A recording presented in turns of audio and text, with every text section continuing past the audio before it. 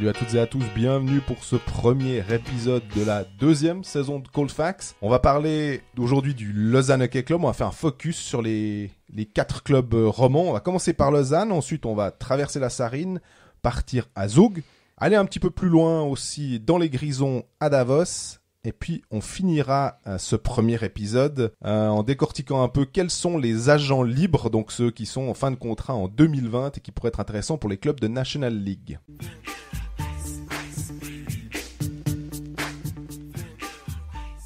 Salut Greg. Salut Jean-Fred, comment ça va ? Mieux que jamais pour ce premier épisode. On voulait déjà commencer par vous dire un grand merci parce que ceux qui nous ont suivis sur les réseaux sociaux durant cet été ont peut-être vu nos différents messages. On a essayé de s'équiper de manière un peu plus professionnelle et grâce au soutien complètement inattendu à ce niveau-là de votre part, ça a été possible. Donc là, on teste notre nouveau matériel, on espère que ce sera concluant. Mais en tout cas, un immense merci pour votre soutien. Ça nous a vraiment fait chaud au cœur de voir que on tenait à ce qu'on faisait. Exactement. Donc voilà, on voulait vraiment vous remercier. Après cette petite intro, on va partir dans le vif du sujet. On a décidé de commencer de manière assez, on va dire, normale en prenant le classement de la saison régulière de l'année passée. Donc cet épisode sera centré sur Lausanne, l'épisode prochain sera centré sur Bienne, puis Genève et enfin Fribourg. Pour ceux qui veulent mettre ça dans leurs agendas respectifs, ce sera vendredi que nous allons parler de Bienne, mardi prochain nous allons parler de Genève. Et jeudi prochain, donc à la veille de la reprise, nous parlerons de Fribourg. Voilà, les présentations sont faites, on peut commencer sérieusement. Lausanne. 3e la saison passée, demi-finaliste, pas mal de mouvements, si je puis dire, quand même quelques transferts assez importants. Tobias Stephan, Josh Joris, Cody Almond, Fabien Eldner et puis Heudemark. Victor Heudemark, voilà, qui est mon chouchou, mais malheureusement je crois que ça risque d'être un peu compliqué cette saison pour lui à Lausanne. Ouais, c'était pareil, mais en tout cas au vu des premiers matchs, il a un peu de peine. Je me souviens d'un match contre les Brûleurs de Loup, si je ne fais erreur, où Lausanne a finalement gagné 9-2, ils perdent 2-0 très rapidement. Et le deuxième but, il est entièrement pour Heudemark qui roupille dans la zone de défense et qui n'aide absolument pas son gardien. Mais bon, c'est vrai qu'il y a un truc qui est étonnant avec le Lausanne HC, c'est que quand je préparais ma saison, je me dis Lausanne, il n'y a finalement pas tant de ces changements. Parce que les transferts sont tellement vieux dans nos esprits. Je veux dire, Cody Almond, on a l'impression qu'il a signé il y a 5 ans à Lausanne. C'était pas faux, hein. Non. Joris, on a l'impression que ça fait 6-8 mois qu'on en parle, mais finalement, ce sont des nouveaux joueurs. Tobias Stephan aussi. Mais il y a eu 3 très gros renforts dans cette équipe qu'il ne faut pas négliger. Maintenant, moi, la question que je me pose en voyant cet alignement, c'est comment on va faire Ville Peltonen pour faire jouer tout ce monde. Et c'est un très bon problème, entre guillemets, c'est pas un problème. Mais ça va être le principal challenge de Ville Peltonen, c'est de faire cohabiter tout ce monde et c'est de créer des lignes cohérentes. On a vu que Josh Joris, qu'on attendait plutôt en 3-4e ligne sur la Ligue des Champions, il est déjà en 2e ligne. Et ça, c'est un indicateur assez intéressant. Aussi, il faut voir que Corey Emerton a été suspendu un Exact. match. Donc, on ne sait pas trop, mais ce qui est sûr, c'est que Josh Joris, sur le deuxième match contre les Pélicans de Larty, exactement, il prend 24 face-off, je crois, ce qui correspond en gros à la moitié de l'équipe. Mm-hmm. Ça soulage Dustin Jeffrey, qui avait dû pas mal bosser à ce niveau-là parce que Lausanne avait un problème.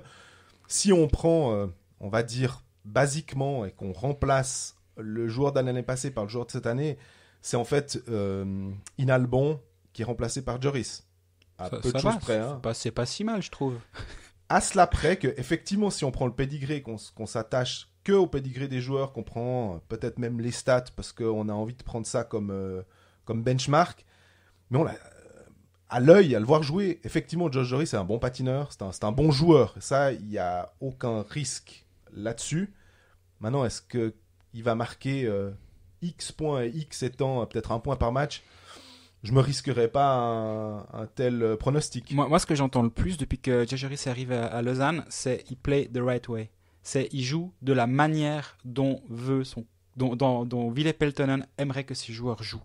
Et ça, c'est hyper précieux dans une équipe. C'est un renfort. Il est annoncé comme un gros renfort de Lausanne HC, mais il joue de la bonne manière. dans le système et il va pas s'en écarter et il va faire les petites choses importantes. Et je pense que c'est ça. Et il va peut-être pas être, ça va pas être le joueur le plus flashy. Il va pas justement brûler la ligue avec 45 points, mais finalement. Si tous les soirs tu fais 3-4 petites choses qui vont faire gagner l'équipe, qui vont amener quelque chose sur des chiffres, sur certains shifts, il va bosser défensivement, il va gagner ses engagements. Je pense qu'il n'y a pas besoin d'en vouloir plus de la part des joueurs. Les engagements, je pense que Ian Alston a aussi identifié peut-être certains problèmes et les engagements, c'était une part du problème. En play-off, j'ai pas souvenir que Lausanne ait été très dominateur dans ce domaine, que ce soit même contre les Langdon Tigers. Ils sont quand même passés en 7 matchs contre une équipe qui était objectivement plus faible qu'eux, mais il a fallu... Ce qui leur a valu une réception à la ville de Lausanne en grande pompe pour fêter une saison historique. Et contre Zug, il n'y a pas eu franchement de match. Non, justement, la ligne de centre de l'année passée a quand même souffert. Et là, avec Cody Almond qui a joué en préparation plutôt sur l'aile, mais qui a aussi joué au centre, qui a l'avantage de jouer les deux positions, ça c'est ce qu'il dit. Moi, je l'ai toujours trouvé bien meilleur au centre qu'à l'aile. Dans le milieu, quand je donne cet avis-là, on me dit non, attention, ça peut être une bonne surprise à l'aile. C'est pas un problème de devoir mettre Cody Almond à l'aile.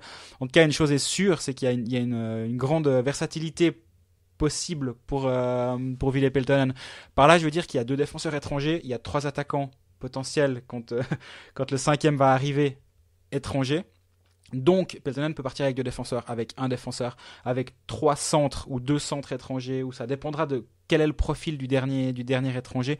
Mais Joris, Almond, on a vu même Vermin peut jouer centre. Berti au mondial a été excellent au centre. Bref, le centre à Lausanne, c'est plus vraiment un problème.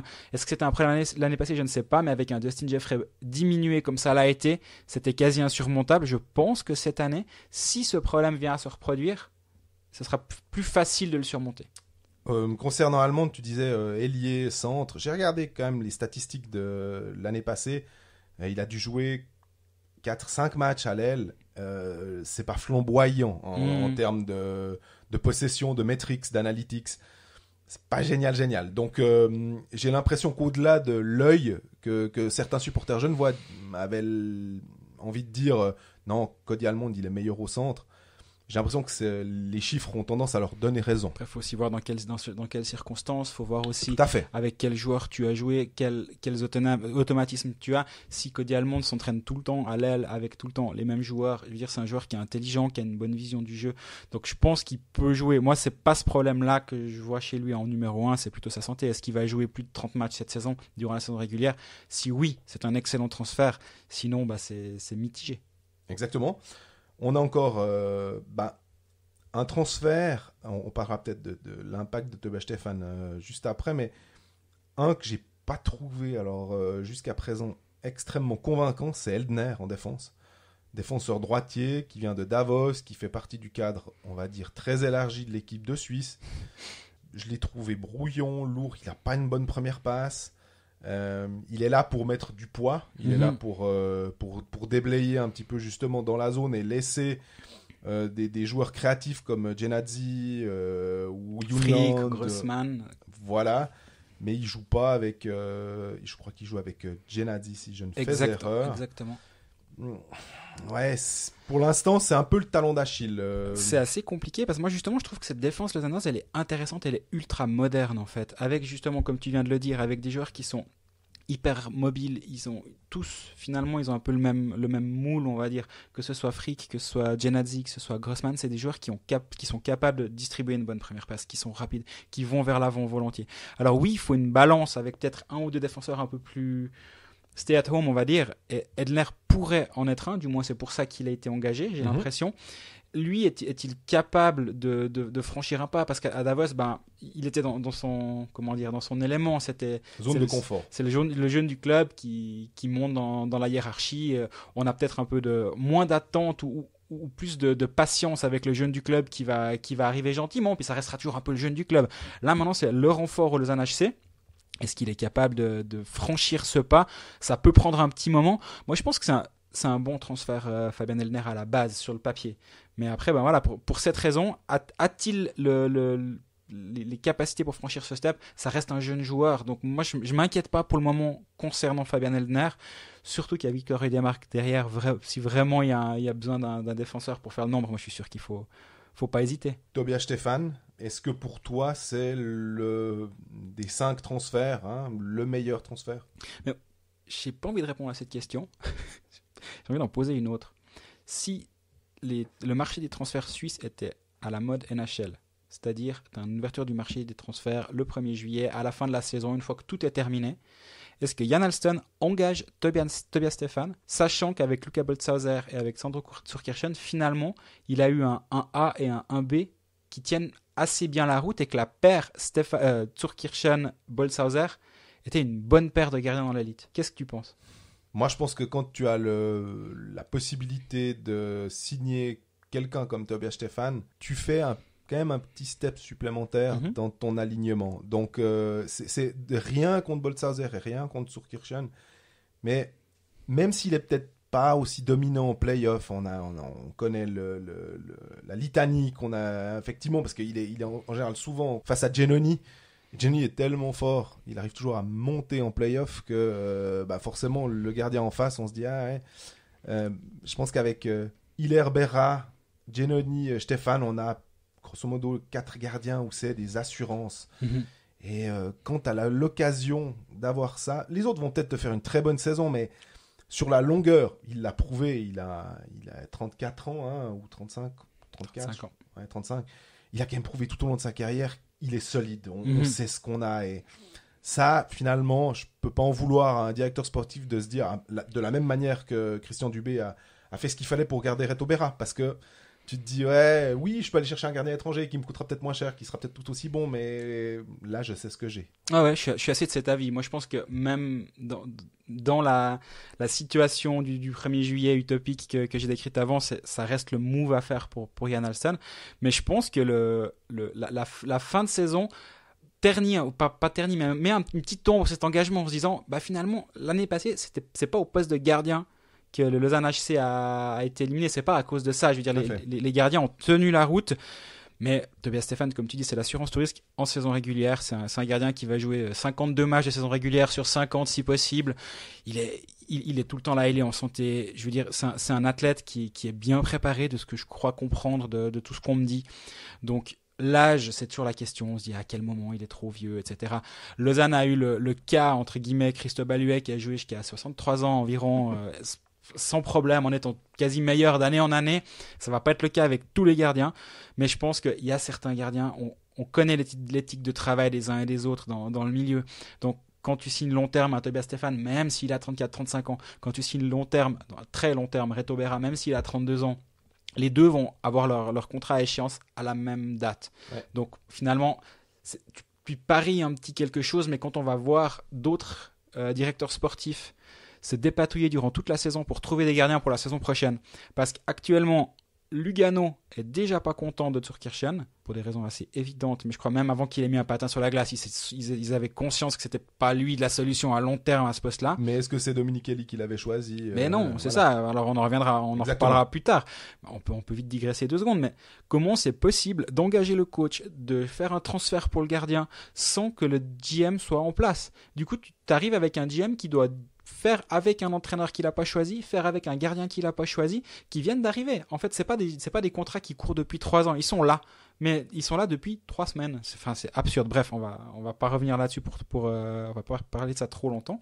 Mais quand on va voir Martin Steinhager se dépatouiller toute la saison pour trouver un gardien la saison prochaine, à chaque but que Niklas Schlegel va prendre à Berne, ça va être 14 000 personnes qui vont dire « Ouais, mais ça, Léo, il l'aurait arrêté, hein !» Toute la saison, ça va être terrible. Moi, je pense que Schlegel, il va devant une saison compliquée. Oui. Lugano, ça va être compliqué. Dans les Alpes, à Davos, Van Pottelberg, moi, je vois toujours pas le truc. Eschliman qui font monter de Zug, il a fait des très bons matchs, mais une dizaine. Là aussi, il y aura un problème de gardien. Donc, quand tu peux t'assurer, même un Tobias Stephan, où tu te dis, ouais, mais l'âge, etc., tu prends le risque. Et là, t'avais route A, Boltzhauser qui a les hanches et les genoux un peu compliqués. Zurkirchen, à Lausanne, ça s'est bien passé, mais c'était Boltzhauser 1A et on va dire Zurkirchen 1B ou 1 et 2, comme vous voulez. Ou Stephan, t'as une valeur connue en fait dans la ligue, et je pense que c'est un bon transfert. Moi, c'est pas le plus gros transfert du Lausanne HC justement. Je pense que Josh Joris, sur ce qu'il a montré sur la préparation, il est ultra précieux.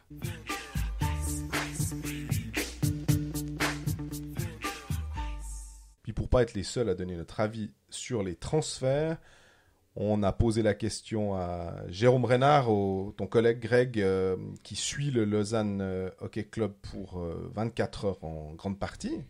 Et puis on lui a demandé tout simplement son avis sur la campagne de transfert actuelle du Lausanne Hockey Club. Pour moi, le recrutement, il est assez intéressant. Il y avait déjà un bon noyau créé la saison passée. Là, on a fait des retouches, des belles retouches, si on pense à Tobias Stéphane ou si on pense à Josh Joris. Mais ouais, on a amené quelque chose en plus. En tout cas, on a essayé d'amener quelque chose en plus à Lausanne sur le plan physique, sur le plan de la qualité. On tente un pari avec Ejdemark, un jeune. Maintenant, pour moi, il manque encore quelque chose. Il manque un attaquant étranger, un ailier étranger en fait, puis qui soit pas simplement le 5e étranger du LHC. Pour moi, il manque même dans le compartiment offensif un vrai renfort étranger capable de jouer à l'aile. L'ailier étranger, justement, c'est effectivement une piste intéressante. On a vu durant l'été, ils ont mis sous contrat durant 1 mois Alessio Timo Pulkkinen. Même moins d'1 mois. Finalement. Il est parti après 3 semaines sans avoir marqué un but avec le Lausanne HC. En gros, il est venu faire des tours de patin à Lausanne. Il a regardé quel temps il fait. Il a bien aimé le lac. Il s'est baigné 2 fois. Puis il est reparti à Minsk. Il a pris le soleil avant d'aller vivre à Minsk pendant une année. Pas bête, hein. Moi j'aime bien le move d'un point de vue vie personnelle, parfait. Après, honnêtement, moi c'est un peu, je lui avais parlé, j'ai fait un article dans 24 heures à ce sujet. Le bazooka, le bazooka finlandais. Moi, j'ai un de mes amis très très proche du hockey finlandais, disons, et même proche de ce joueur, qui m'a dit qu'il avait un tir dévastateur. Il m'a dit, tu vois, il a un bazooka, il n'y en a pas comme ça dans la ligue. Il n'aura toujours pas comme ça dans la ligue, vu qu'il est parti à Minsk. Non, mais là, pour moi, de ma lecture, j'ai pas l'information, mais de ma lecture, c'est un deal avec un agent. Je te le mets en villégiature pendant 1 mois. Il vient, et en attendant mieux, comme ça, il patine. Ville Peltonen est là, il y a une sorte de connexion finlandaise. Un jour, je te le rendrai en te faisant une faveur sur un joueur.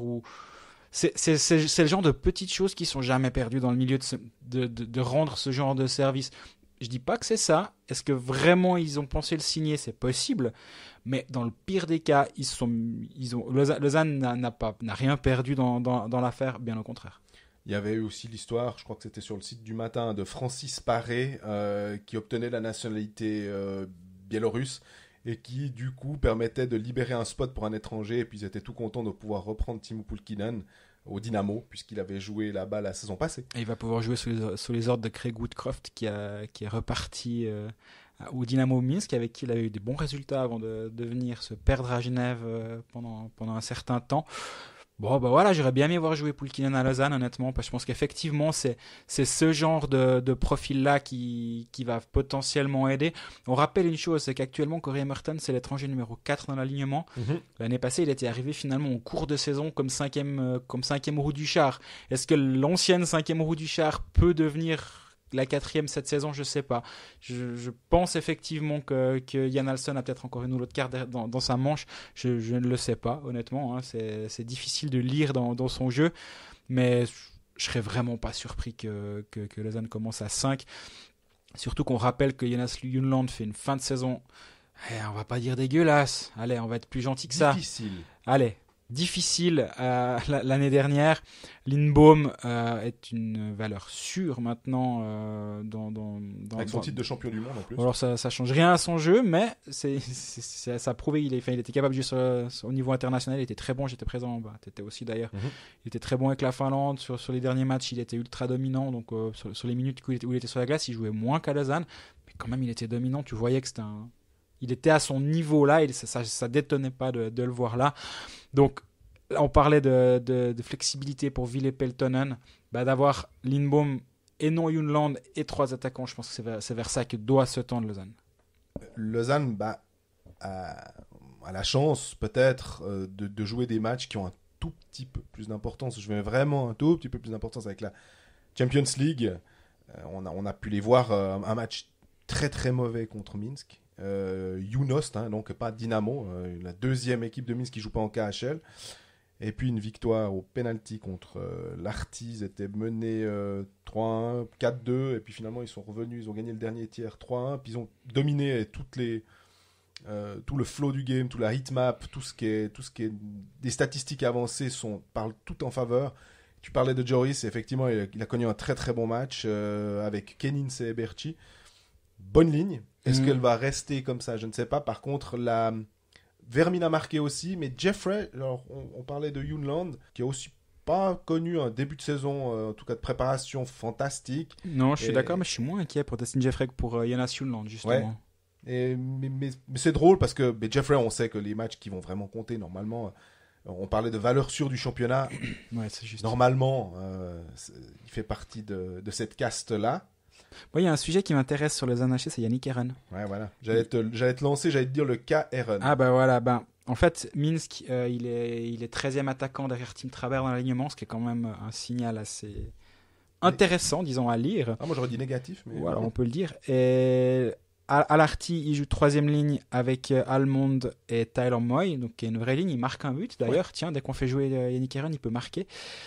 Moi, je me demande ce qui va se passer avec lui, parce que c'est pas un secret, tout le monde le sait dans le milieu. Je pense que si Ian Alston trouve un deal avec quelqu'un qui reprendrait Yannick Eren, il paye le train avec pour... Il lui reste une année de contrat. Une année de contrat. Grosso modo, 350-375 000 par là, qui est un gros salaire pour un joueur qui a eu été international, alors pas en championnat du monde, mais il a quand même porté l'équipe de Suisse. C'est un joueur qui a quand même, la saison où il joue avec Jeffrey, il est pas loin des 30 points avec 14 buts, sauf erreur, il doit faire 14 buts, 14 passes, un truc du genre, ce qui est une très belle saison. Et donc c'est un joueur qui est capable, mais on sait que l'année passée il a été pas mal blessé. Je pense que c'est difficile pour un GM de dire bon, moi je prends le pari Yannick Eren. Je pense qu'en retour, Lausanne aimerait quelque chose. Ils veulent pas juste balancer Yannick Eren parce qu'offensivement, ils n'ont pas une profondeur énorme. Ils ont des joueurs de très grande qualité, oui. Mais au-delà du top 12-13, on va dire, ils n'ont pas cette profondeur-là qu'ont peut-être d'autres clubs. Et donc, ils ne peuvent pas se permettre de balancer leur profondeur comme ça. Donc, ils attendent quelque chose en retour. Le problème, c'est qu'ils ne trouvent rien pour l'instant. Alors, tu disais 14, c'est 18-18. 18-18, c'est voilà. encore mieux. Quasi 20 buts, c'est effectivement pas mal. Mais je vais dire que le GM, il voit 18-18, après il voit 11-4, et puis il voit 5-11. Donc, quand tu attends d'un buteur avec peut-être moins de matchs joués, effectivement, mais il n'est pas dans un trend qui est hyper positif. Non, il était blessé l'année passée. Voilà. Donc, mais au-delà de ça, tu sais... Passer de 18-18 à 11 buts, 4 assists, et puis 5 buts, 11 assists, où tu inverses ta tendance, alors que tu es un buteur, je pense pas que le signal que tu envoies au reste de la ligue, peu importe avec qui tu joues, effectivement, c'est beaucoup plus simple de jouer powerplay et de jouer avec Jeffrey. Ah ben, c'est sûr. Mais on a quand même vu aussi des joueurs qui, dans des situations un petit peu compliquées, arrivent à se sortir de ça et à se montrer et à forcer l'entraîneur à les faire jouer dans un alignement plus haut. Ouais, mais le problème de Yannick Eren, c'est que c'est un joueur du top 6, quoi. Et je le vois mal dans un autre rôle. Et il faut donc qu'un club soit preneur d'un joueur de ce genre-là, qui a un trou dans son top 6 et qui est quelque chose dont Lausanne a besoin.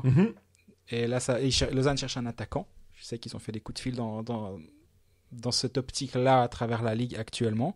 Mais pour l'instant, ça ne mord pas. Donc, je me demande s'ils ne vont pas juste traîner RN encore un bout. En tout cas, après, ça peut vite arriver. En octobre, tu as une blessure quelque part, une méforme, quelque chose. Tout peut aller assez vite.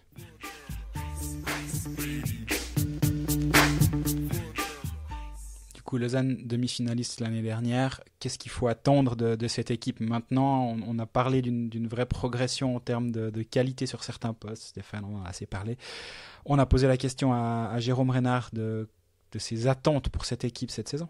Je vous laisse écouter. Déjà, il faut dire un truc, c'est pas parce que Lausanne a fait demi-finale l'année passée qu'il faut s'attendre à ce que Lausanne fasse finale cette année. Non, après, disons que ça ne doit pas être l'objectif. Après, bien sûr, tu veux toujours faire mieux. Et selon moi, l'objectif, ça doit plutôt être dans le rendu de la saison, dans la constance que Lausanne doit trouver dans sa saison. Tu peux pas te permettre d'avoir autant de hauts et de bas sur une saison, de faire des séries de 4, 5, 6 défaites si tu veux t'installer dans le haut du panier de National League sur la longueur. Non, tu dois gagner en constance, tu dois être beaucoup plus convaincant. Après, je pense que les recrues peuvent leur permettre de gagner en constance, justement. On verra, à mon avis, des lignes un peu plus équilibrées, plus homogènes.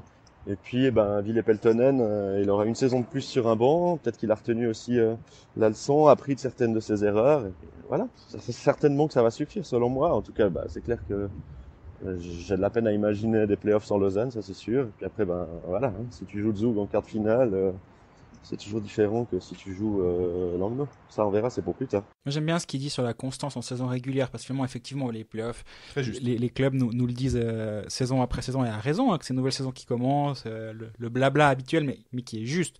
Par contre, la vraie qualité de l'équipe, ou le vrai potentiel, tu peux le juger sur la saison, et après, cette saison, tu peux en tirer les bénéfices plus tard.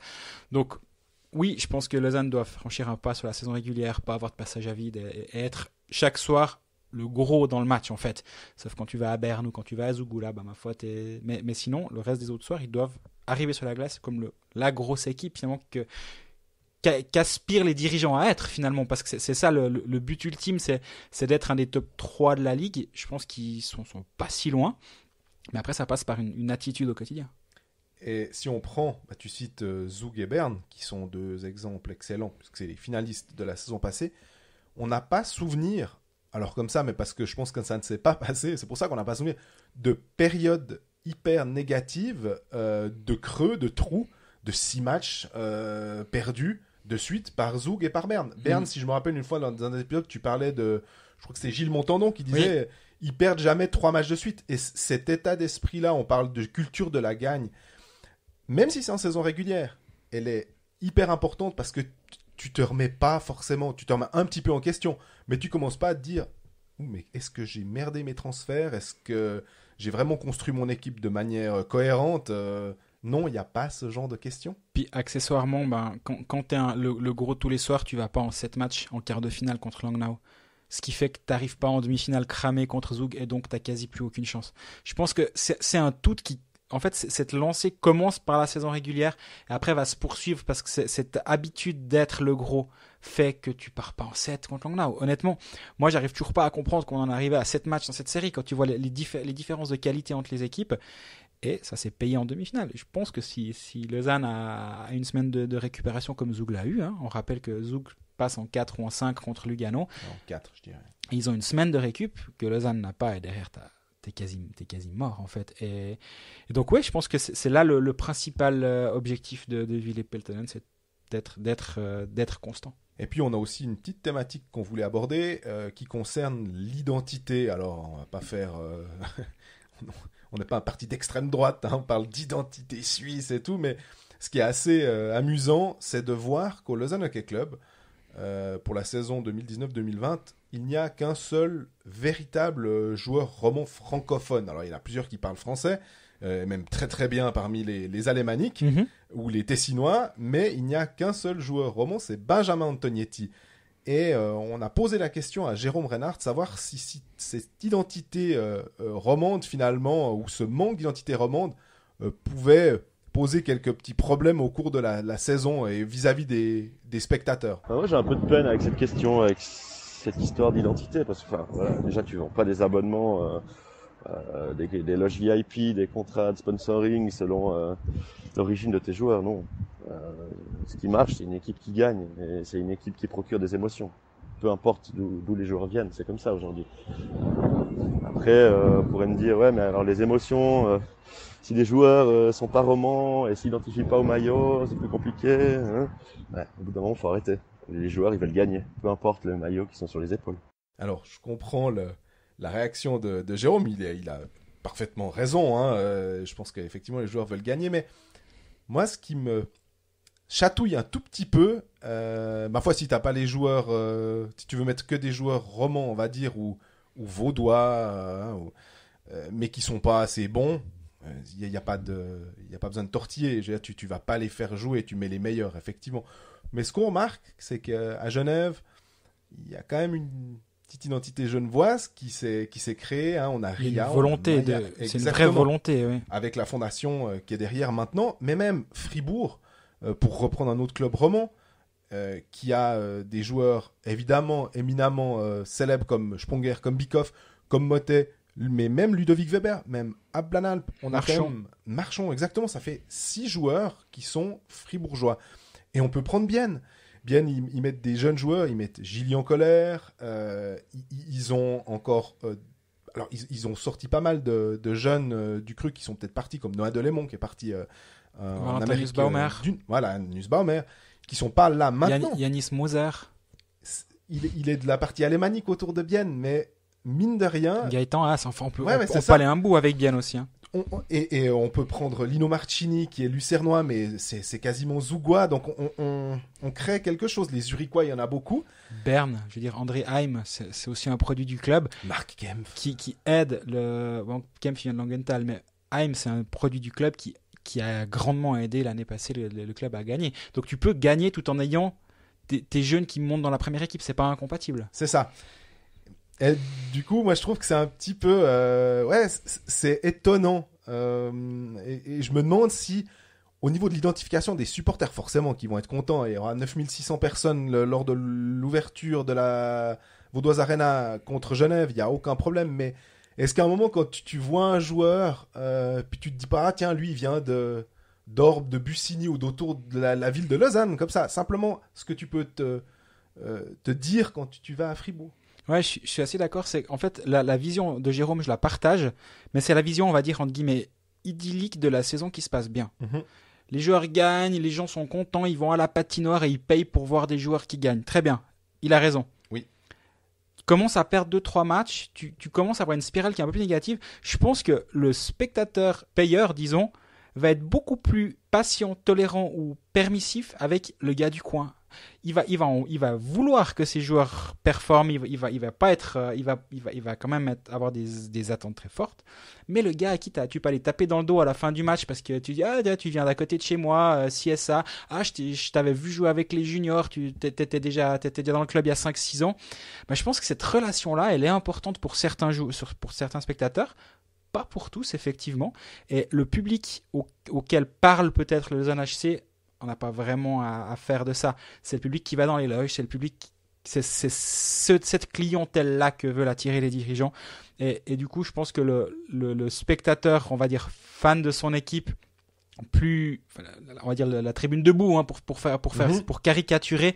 Je pense que tu peux être assis et aimer ton club comme c'est ce que je dis en ce moment, mais je pense que c'est pas ce public qui est important. Et effectivement, dans la vision des dirigeants, de se dire, que ce soit Josh Juris qui est canado-suisse, que ce soit Cody Allemand qui est canado-suisse, que ce soit Tim Traber canado-suisse, tant qu'à la fin du match, il y a une victoire, nos spectateurs seront contents et ils reviendront une fois et ils reprendront une loge, etc. Donc, ces deux visions qui s'affrontent, tu choisis celle que tu préfères. Lausanne a choisi la version, on s'en fout un peu d'où viennent les types. Maintenant, peut-être qu'à court terme, c'est une bonne vision. À moyen terme, ça peut l'être. À long terme, si les résultats viennent pas, je pense que c'est pas une bonne vision. Si les résultats viennent, c'est celui qui gagne qui a raison. Et donc, si Lausanne gagne, Lausanne a raison. Mais on est bien d'accord, tu parlais des loges, c'est évident, on va pas être naïf. C'est les loges qui vont ramener le plus d'argent. Quand tu es directeur, soit GM, soit président du club, puis tu regardes les comptes, puis t'es bien conscient que il te faut de l'argent pour payer des joueurs pour pouvoir gagner. Enfin, c'est un cercle vicieux ou vertueux selon le principe. Mais on peut pas nier ça. On peut pas nier qu'aux interviews, on sera pas bien quand on aura demandé Benjamin Antoniati. Puis t'entends faire venir Étienne Froideau. Oh, mais il a pas joué ce soir. Ah, alors, Benjamin Antoniati. Non, là, je suis sévère, c'est pas vrai, parce que Christophe Berchi parle très bien français. Joël Vermine, très bien. Joël Genadzi, très bien. Froideau aussi. Là, je blague, mais par contre, sur l'aspect. Il y a Cantognetti qui est un vrai roman, ça c'est une vérité. Après, comme tu l'as dit en préambule, on n'est pas un parti d'extrême droite et puis on est tout à fait content d'aller interviewer Cody Allemand, qui est d'ailleurs fort sympathique au passage. Et ça ne devrait rien changer si Lausanne gagne.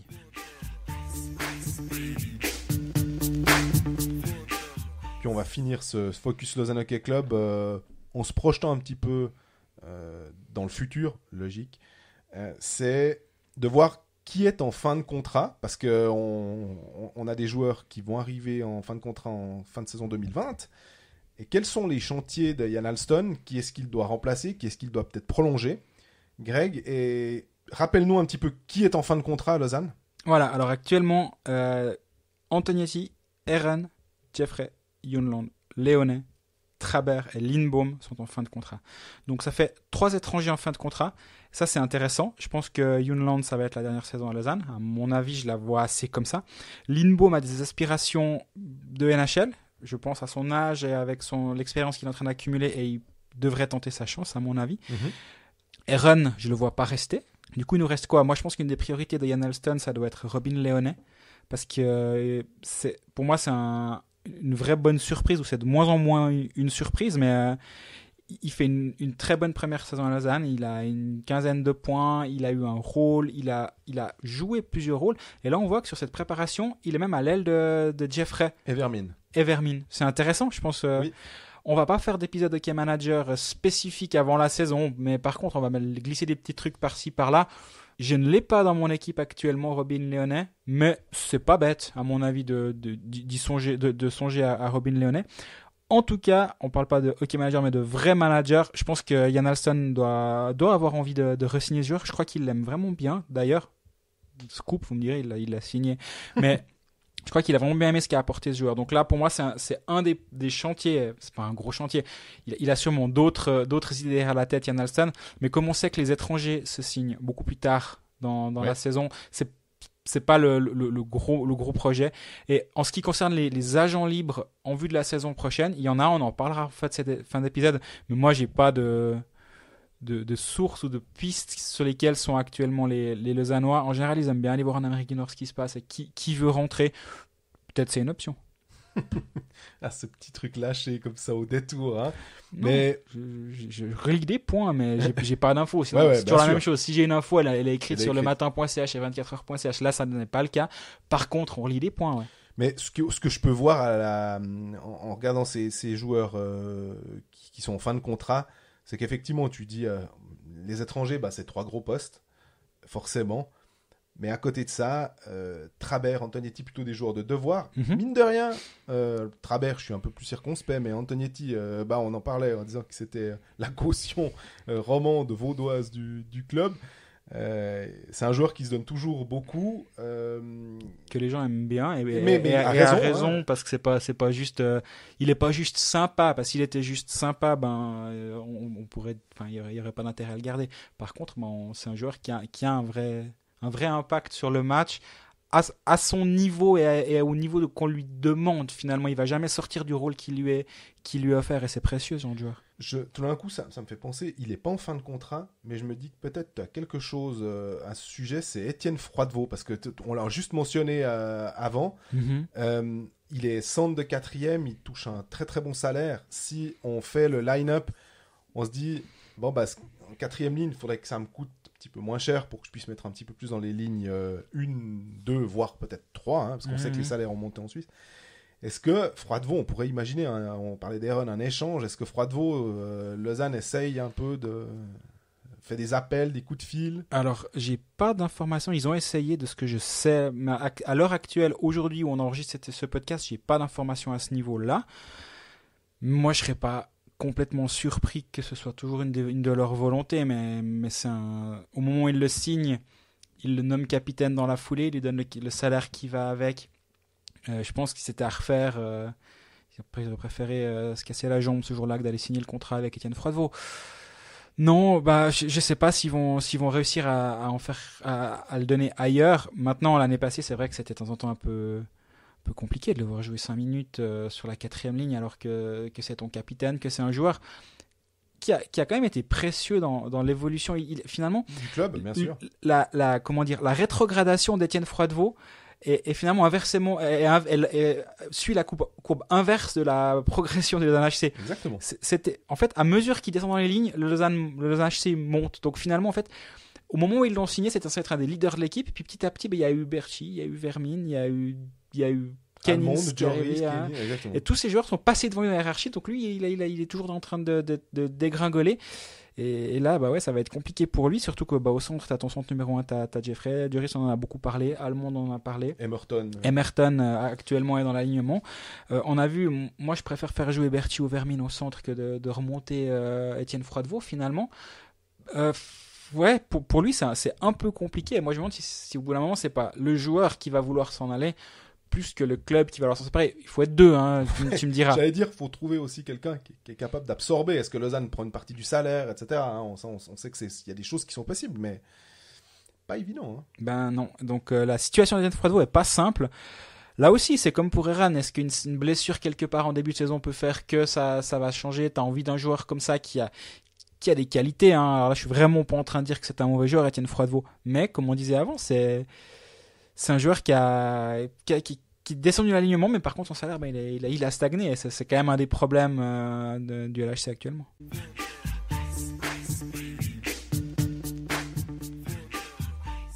Après ce gros morceau lausannois, on va passer une petite revue d'effectifs des autres clubs. On en fera 2 par émission.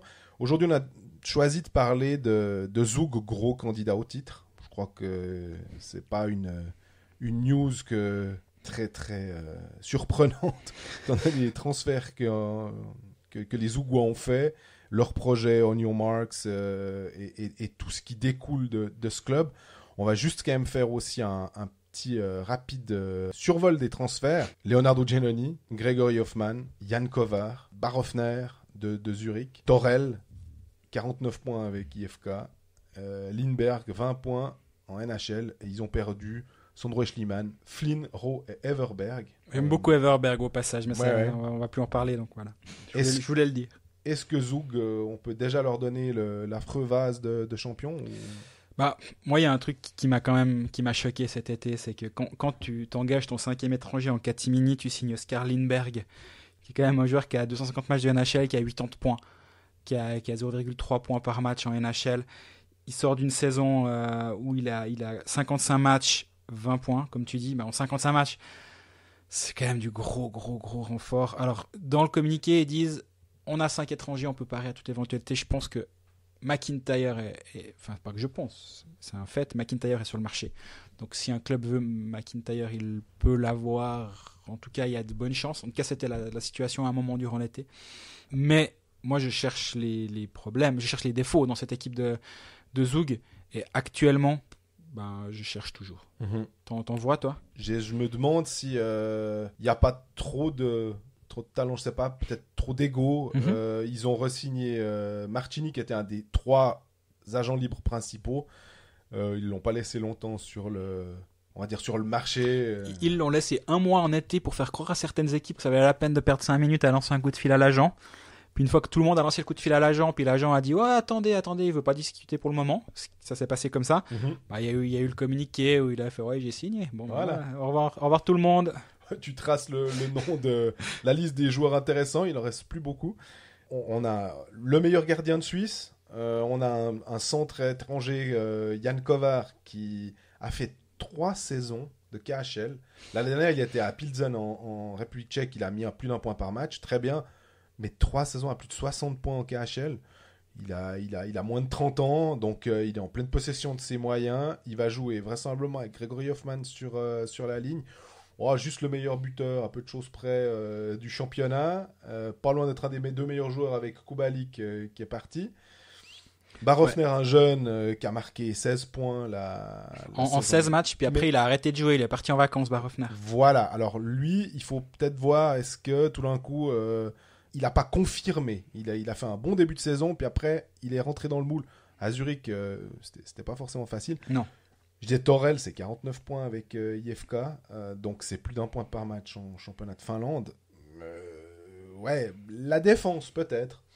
Morand, Thierry sont en fin de contrat, mais c'est Thierry, il est très très bien. Lui, il va falloir le suivre. Moi, je suis GM, j'appelle l'agent de Thierry. Tu parlais des joueurs qui font pas beaucoup de bruit, mais qui font les choses justes. Pour moi, c'est Thierry. Tout de suite, Thomas Thierry. Moi, j'aime vraiment beaucoup ce joueur. Et accessoirement, il est hyper sympa. Et ça, c'est comme Benjamin Antonetti, ça gâche rien, mais en plus, il est hyper sympa. Moi, la défense, j'arrive pas à voir ça comme un défaut.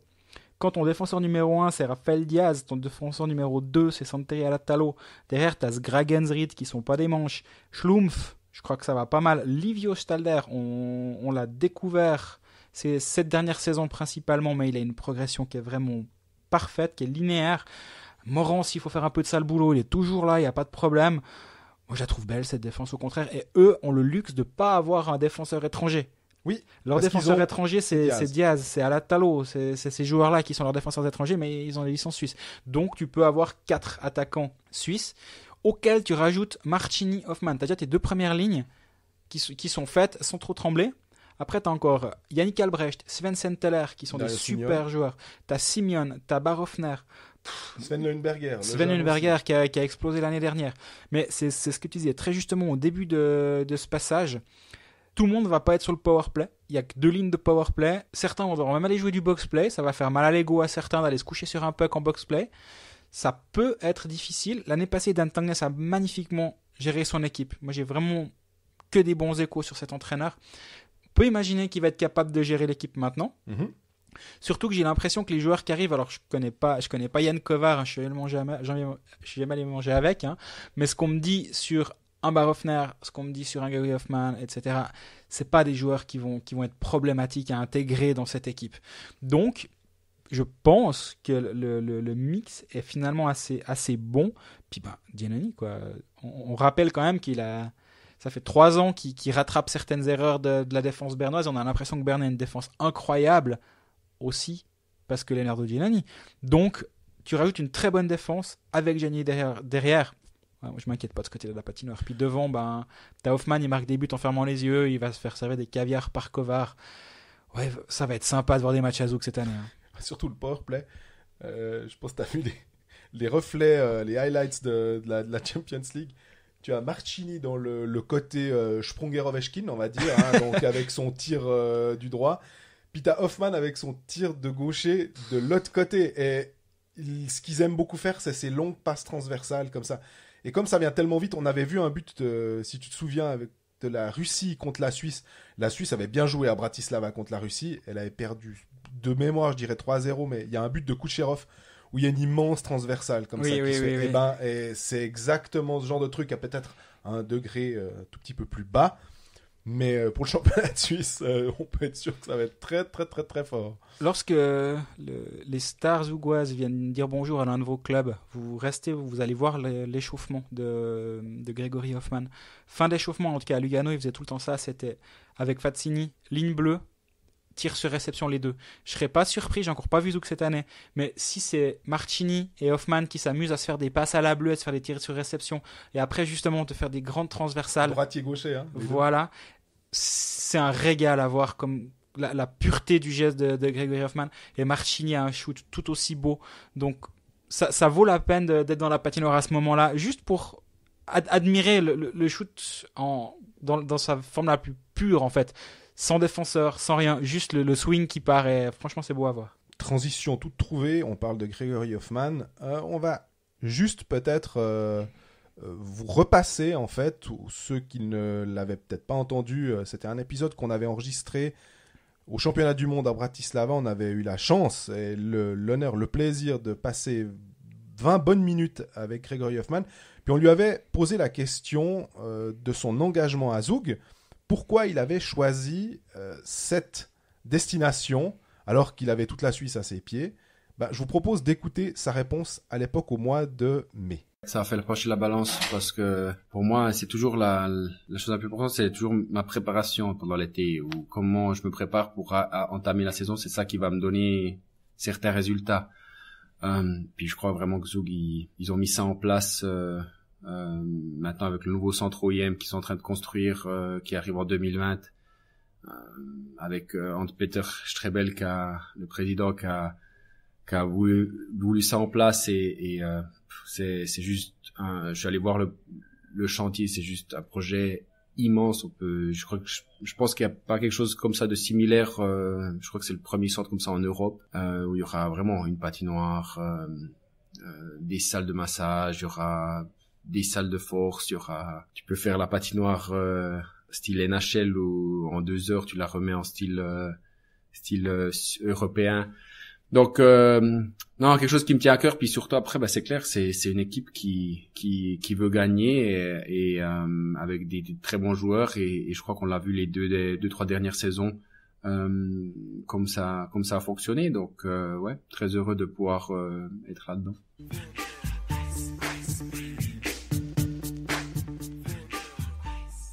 monte dans la montagne, dans les grisons, pas pour le WEF, mais pour parler... pour le bof. Oh, c'est méchant, ça, déjà. Spoiler, là. Non, ça va pas. Pour parler de Davos, ça va être difficile de se reprendre, là. Mais Davos qui a vécu une saison, alors, pour le moins compliquée, hein, on se souvient qu'ils étaient pas en play-off, loin s'en faut, avec Arnaud Delcourteau, puis après Aris Vitolinch. Ils ont décidé de faire un relooking complet. Raphaël est arrivé comme directeur sportif.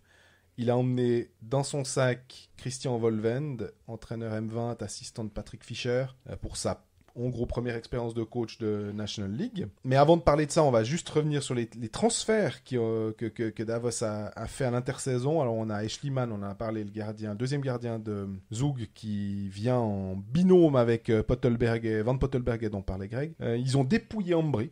Au niveau de la défense, ils ont repris Sam Guerra et Lorenz Kinsley. Egenberger, qui revient d'Amérique du Nord, le clone de Niederreiter. J'aime beaucoup ce joueur. Ouais, mais il sait pas tellement... C'est un tout droit, il patine en ligne droite, il a visiblement pas beaucoup de hockey IQ. Fabrice Herzog. À qui on a quand même mis le A sur le maillot. Oui, c'est juste. Hein. À 19 ans, je trouve ça très intéressant. Je le suivrais bien, lui. Fabrice Herzog, projet aussi, après une saison pourrie à Zurich. Il doit se relancer. Et puis 2 étrangers, Palouchai et Tenenby. Du côté des partants, on a Pestoni qui est parti à Berne, Eldner, on en a parlé à Lausanne, Sen qui tente sa chance en Amérique du Nord. Et puis, dans une moindre mesure, Julian Pahir qui est parti à Ambry à la place de Kinsley. Redin Lindbeck, la fameuse passoire chère à Greg Kundratek. Enfin bref, il y avait pas mal d'étrangers. Il y a eu du roulement. Donc, moi, j'ai beaucoup de questions en fait avec Davos. C'est est-ce que les gardiens vont tenir à la distance? Est-ce que Volvend va savoir se faire respecter? Est-ce que la Poisse va quitter cette équipe de Davos? Parce que jusqu'à présent, il n'y a pas une semaine, j'allais dire un jour, hein, sans qu'on apprenne qu'il y a un nouveau type qui est blessé. Alors, Magnus Nygren, là, c'est le pompon, mais là, c'est compliqué. Ils sont en train de chercher un étranger. Retro Fener s'active actuellement pour engager un autre étranger. Il va pas arriver, je pense, avant le début de saison. Apparemment, de ce que je crois avoir compris ou ce qu'on m'a expliqué récemment, c'est que l'assurance du joueur part au moment où il rate son premier match de saison régulière. Mm-hmm. Et apparemment, du coup, pour des raisons évidentes, tu touches pas l'assurance avant, donc il devrait arriver un petit peu plus tard. Bon, c'est un peu égal. Mais saison compliquée là-haut, effectivement.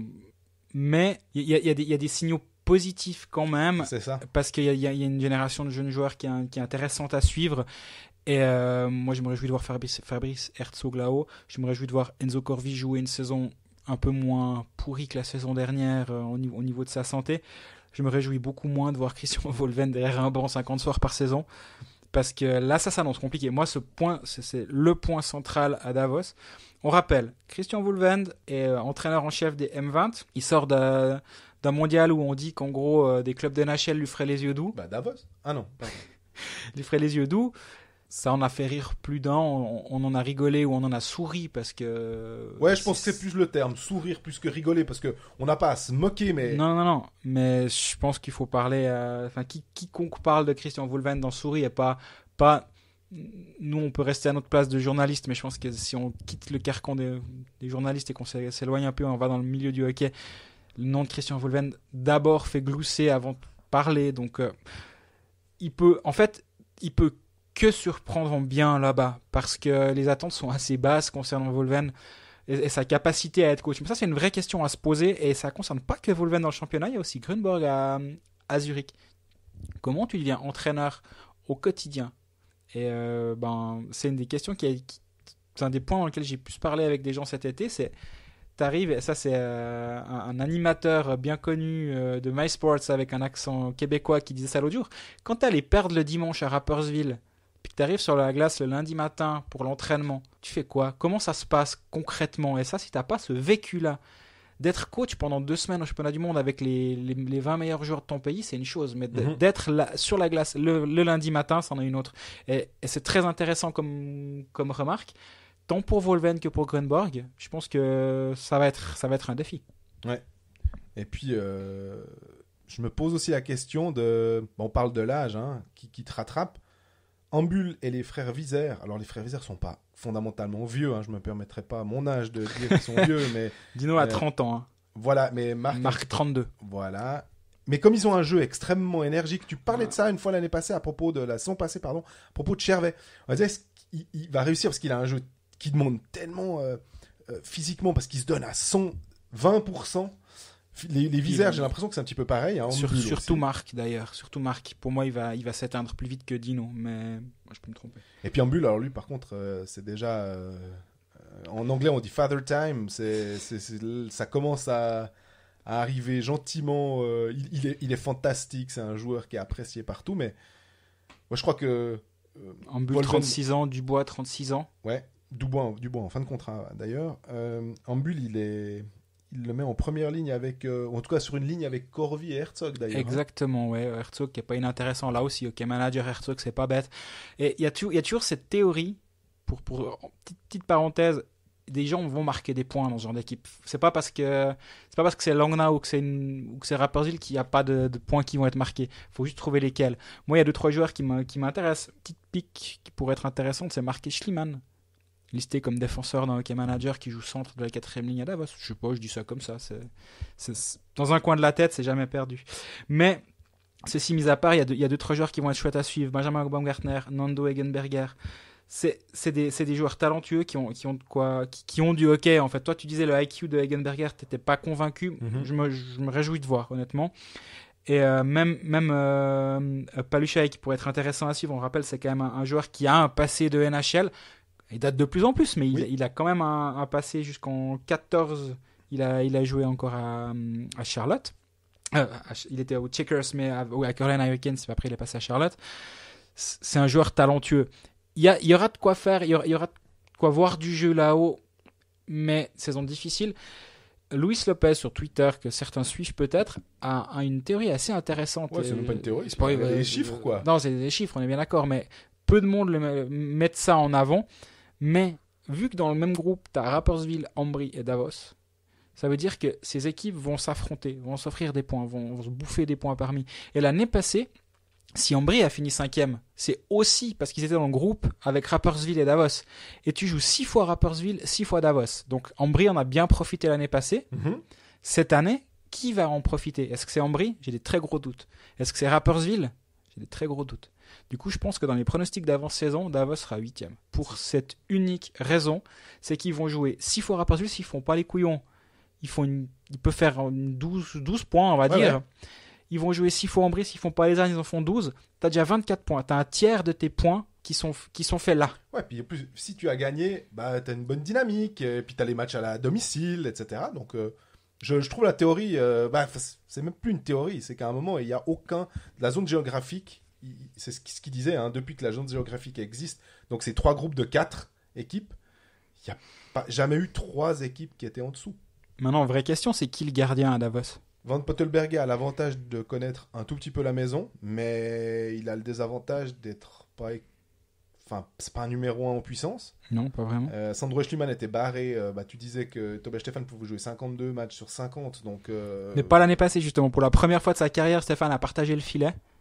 Et l'année passée, Schliemann était très bon. Oui, mais avec la défense de zone très dont juste. On parlait. Donc, forcément, là, on va se retrouver avec une défense davosienne qui est en construction, en reconstruction. Sam Guerra et Lorenz Kinsey, c'est deux bons joueurs. Je pense que c'est clairement des renforts. Mais ils perdent un Eldner qui mettait un petit peu de puissance. Ils perdent Pahir. C'est ce qu'on disait, pas forcément. Moi, je pense qu'ils ont amélioré leur défense. Maintenant, il ne faut pas oublier aussi qu'ils ont 3 joueurs qui seront en fin de contrat. C'est Dubois, Pachou et Stopp. Ils sont en fin de contrat. Pachou, c'est un peu pour moi comme Eldner. C'est un peu un grand type formé là-bas. Il aura tendance à être mieux vu à Davos. Mais je reviens juste sur les gardiens. Schliemann, il fait 16 matchs à Zug. 1 but 90 par match encaissé. 93,2% d'arrêt. C'est vraiment de très très bonnes statistiques. Oui. La saison passée, Van Pottelberg, et c'est pas une blague, a quand même été envoyé durant la même saison au Danemark et à Kloten. Ça sonne comme une blague, mais non, c'est ce qui s'est passé. On rappelle, négociation compliquée avec le club. Il était Il avait pas envie de rester comme Sen. Il était drafté par Détroit en 2015. Il hésitait à tenter sa chance. Il traînait un petit peu. Ça s'est pas bien passé. Du coup, ils lui ont dit bon, bah, va au Danemark voir comment ça se passe là-bas. Il revient à Cloton. Il est pas incroyable à Cloton. Est-ce que c'est un gardien de Liga? Il a une saison où il joue 24 matchs, c'est 3 buts encaissés par match. C'était en 2017-2018, donc pas la saison passée qui était catastrophique, c'est une saison où Davos va en play-off. Moi, je pense que ce sera Eschliman le numéro 1 au bout du compte cette saison, mais est-ce qu'avec Eschliman tu peux aller en play-off? Il a une partie de la réponse en tout cas.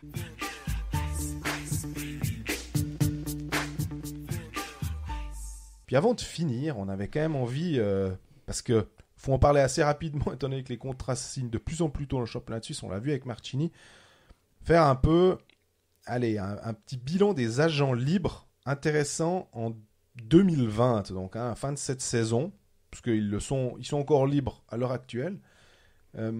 Moi, Greg, je vais commencer par dire je vais essayer de trouver 3 joueurs qui sont, à mon avis, les plus intéressants, encore libres, pour les clubs. Alors, tu me diras si ça te semble logique. 3, ça va être peut-être un peu compliqué, mais faut que il est bien le marché des agents libres, dis donc. Ouais, alors, on va dire que 2, en tout cas, c'est sûr. Vas-y, commence par 2. Damien Ria. J'étais dans le 3e. Damien Ria, Cole Anderson. Pour moi, c'est les 2 joueurs qui sont sans doute plus intéressants. Ton 3e, ce serait qui là? Tu peux rajouter Chris Baltisberger. Ouais. Okay. Pour moi, c'est le joueur que j'irai chercher en fait. Parce que je pense que c'est typiquement le profil. Il est à Zurich depuis plein d'années. Il n'a pas un rôle très en vue là-bas, mais c'est quand même un joueur qui a fait une saison à quasi 30 points. Et c'était il y a 2 ans, donc c'était pas la saison dernière, c'était la saison d'avant. Quasi 30 points, il a un vrai potentiel. Il peut marquer 15-18 buts dans la saison. Équipe de Suisse aussi, d'ailleurs. Alors, équipe de Suisse, très clairement. Et il va pas... À mon avis, Zurich a tellement de jeunes qui tapent à la porte que c'est typiquement où vraiment on dira, bon, ben... peut-être pour faire de la place. Voilà. Ou alors, on veut te garder, mais à tel prix. Puis peut-être qu'un club se dira, je pense que lui, il peut valoir un poil plus que ce que Zurich lui donne. Si lui a envie, il a 27 ans, hein, il n'est pas vieux, Chris Baltisberger. Pour moi, c'est aussi un des noms assez intéressants à aller chercher. Et je ne serais pas surpris que certains clubs lui fassent les yeux doux cette année. Par contre, tu as raison. Anderson et Ria, pour moi, c'est les numéros 1 et 2 depuis que Marchini a re-signé à Zug, évidemment. Et puis, est-ce qu'on a... Ria, bien, on sait qu'il a aussi cette possibilité d'aller en NHL. Il aimerait bien aussi aller tenter sa chance. Donc, il y a cette espèce d'épée de Damoclès où tu te dis, est-ce qu'on le signe, mais avec le risque qu'il parte? Tu as des infos Upside énorme. Damien Ria, il a 22 ans. On a aussi c'est le genre de joueur qu'on oublie. Il a 22 ans, Damien Ria. Et c'est un joueur qui tourne à 24 et 25 points les 2 dernières saisons. 12 buts, 11 buts. L'année passée, moi, je pense qu'il n'a pas été aussi bien utilisé qu'il aurait pu l'être à Bienne sur une ligne un peu plus offensive encore. Je pense qu'il a un upside énorme, ce joueur. Et je pense que certains clubs ont déjà fait ce qu'il faut pour que Damien Ria soit, très demandé sur le marché. Si le nom de Damien Ria est lié à Berne dans pas très très longtemps, dans certains médias, peut-être chez moi d'ailleurs, je verrai si j'arrive à me le faire confirmer, on verra. Hein. Je suis pas complètement surpris, disons. C'est le genre de joueur qui va intéresser Berne, mais j'ai pas l'impression de lever un lièvre. Hein. Ouais, si j'avais dit que c'était Langenthal qui était favori, là ça aurait été surprenant. Là non, c'est pas surprenant. Après, comme tu dis très justement, il faut accepter que ton joueur parte en AHL/NHL un moment et revienne derrière en disant vous m'avez donné un contrat avec clause de sortie, je suis content de revenir chez vous, il n'y a pas de souci, signez-moi 4 ans puis je reviens chez vous si ça se passe pas bien. Mais Damien Ria, faut le suivre. Après, Cole Anderson, comme tu dis, c'est aussi un gros nom. Moi, j'ai l'impression que un joueur comme ça, il est lié à Berne maintenant. Et quitter Berne pour mieux, c'est aller à la limite à Zug. Et encore, est-ce que c'est mieux? C'est cette question. Quand tu es un des leaders de Berne, est-ce que vraiment tu vas ailleurs? Je me demande. Maintenant, c'est toujours l'offre et la demande. Est-ce que Berne va donner autant que Anderson veut? Ça reste un business au bout d'un moment. Tout à fait. Et si Berne donne X et puis un autre club donne X plus 150 000, au bout d'un moment, c'est Money Talk. Il va suivre il va aller là où l'argent parle. Mais oui, c'est les deux principaux derrière Batlisberger. Moi, il y a un nom qui m'intrigue, c'est Jérémy Vick à Genève, pour parler un peu de ce qui se passe près de chez nous. Je l'ai aussi souligné, lui. Je peux imaginer, pour des raisons évidentes. La question de Jérémy Vick, c'est sa santé. Il a 30 ans, mais il a toujours beaucoup joué beaucoup de matchs, 45, 49, 46. Il est assez durable, mais lui aussi, c'est un joueur qui est physique. Et est-ce que son déclin va arriver une ou deux années plus tôt que pour d'autres de ses contemporains? C'est possible. Je ne serais pas complètement surpris de ça. En tout cas, je sais que ça freine certains clubs de s'intéresser à lui en ce moment. À voir si ça va complètement les freiner, vu que le marché est assez sec. Ouais, au bout d'un moment, si les clubs veulent se renforcer, ça commence par re-signer ses propres joueurs, mais si tu veux aller chercher à gauche à droite des renforts, Jérémy Vick, c'est quand même un joueur qui marque 15 buts la saison dernière. Il est capable de jouer du power play, il est capable d'amener une dimension physique au jeu. Combien de temps? Ça, je ne le sais pas, mais il est capable d'amener cette dimension physique. Il est intéressant, mais Flag, il a 30 ans, il ne va pas vouloir un contrat de 2 ans. Je pense que s'il re-signe, il va vouloir signer un contrat de 3 ans, à mon avis. Son agent, il a qui comme autre joueur? Je ne connais pas l'agent de Jérémy Vick. Je suis embêté. Hein, c'est dommage, parce que sinon on aurait pu peut-être se dire, tiens, la connexion avec Lausanne qui se dit, tiens, on a pris Allemand, on a pris Trabert, on peut prendre un autre Canado-Suisse pour faire le lien. Ça me semble pas complètement absurde. Sinon, j'ai noté Arcobello, qui est en fin de contrat. Est-ce que là, tout d'un coup, objectivement, c'est quasiment le meilleur étranger de Suisse. Est-ce que Berne peut se dire, non, mais t'inquiète pas, Marc Arcobello, il est chez nous, il va pas bouger. On fait ce qu'il faut, comme tu disais pour Karl Anderson. Ruffenhardt, mais il y a son âge. Michael Ugli de Bienne. Pas inintéressant, Michael Ugli, c'est clair. Ludovic Weber, parce qu'on parlait des gardiens avec Boltzhauser, Ludovic Weber, 2 gardiens. Eux, je pense qu'ils auront un marché, étonnamment, qui sera peut-être plus haut que ce qu'est leur réelle valeur, tellement en fait il y aura besoin d'avoir un portier puis de faire confiance à timing is everything, c'est toujours ça. Et à quel moment tu rentres sur le marché des agents libres?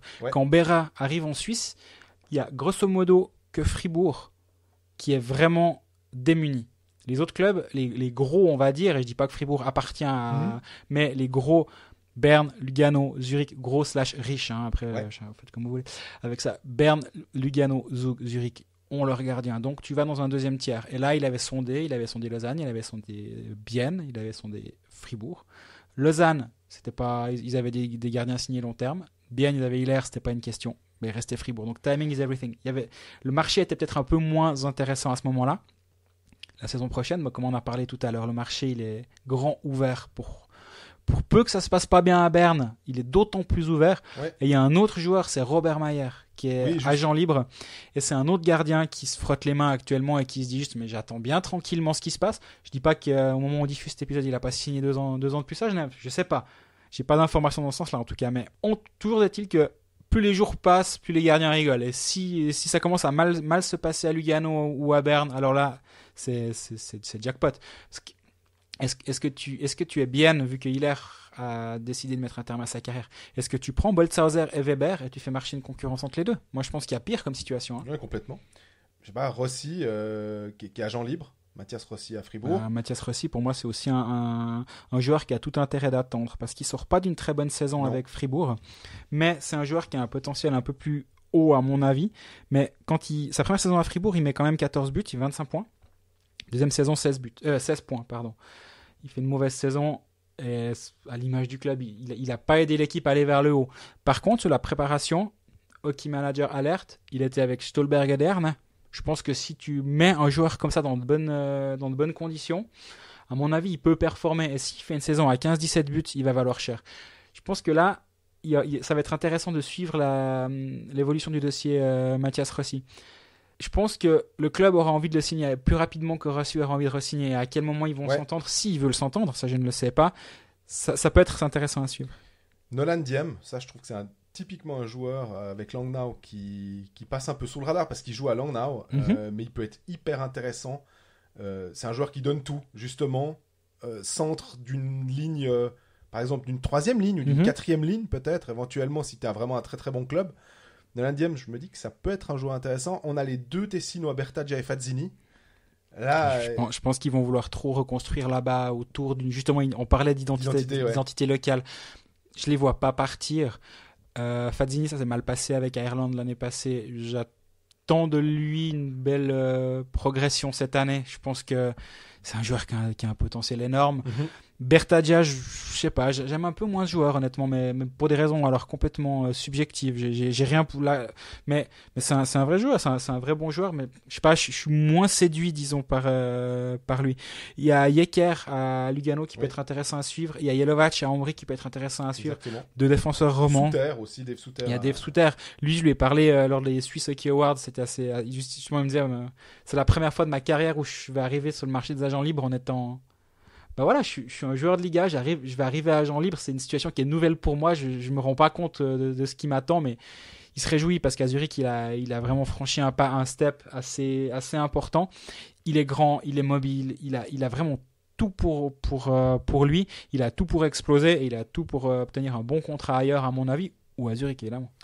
D'ailleurs, j'étais à faire Grunborg en interview. J'ai vu un tout petit bout de l'entraînement de Zurich, et Dave Souter et Marco Predretti. Je pense qu'ils se rappelaient peut-être leur période biennoise. Ils se faisaient des petites passes. Tu parlais avant les matchs de Hoffman et de Fazzini. Bah, là, ils se faisaient des petits jeux où ils flippaient le puck. C'était assez amusant. Il nous reste encore finalement Zug, qui a Morand, Thierry, Zrid, Saint-Heller et Simeon. Est-ce que ils vont arriver à tous les garder? Est-ce qu'ils veulent tous les garder? Ouais, alors Zrid, je pense. Morand, je pense. Maintenant, il commence à faire partie des meubles. Saint-Heller, moi, j'adore ce joueur. Je sais pas. Là aussi, c'est toujours la même question. T'es le joueur. En gros, t'es dans la forteresse du championnat.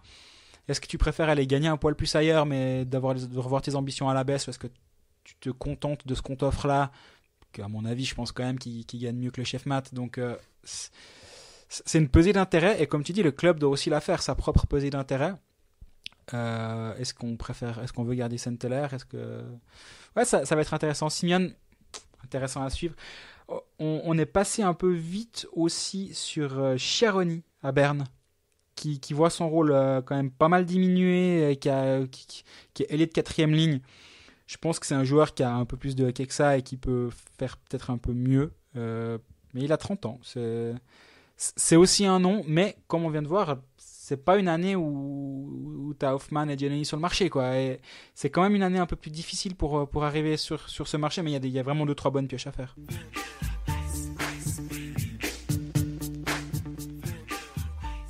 Ben voilà, on arrive au terme de ce premier épisode. On vous rappelle, on vous le dit, pour ceux qui n'ont pas vu, on a créé une ligue sur hockey-manager.ch, le jeu dont on parle de temps en temps dans cette émission.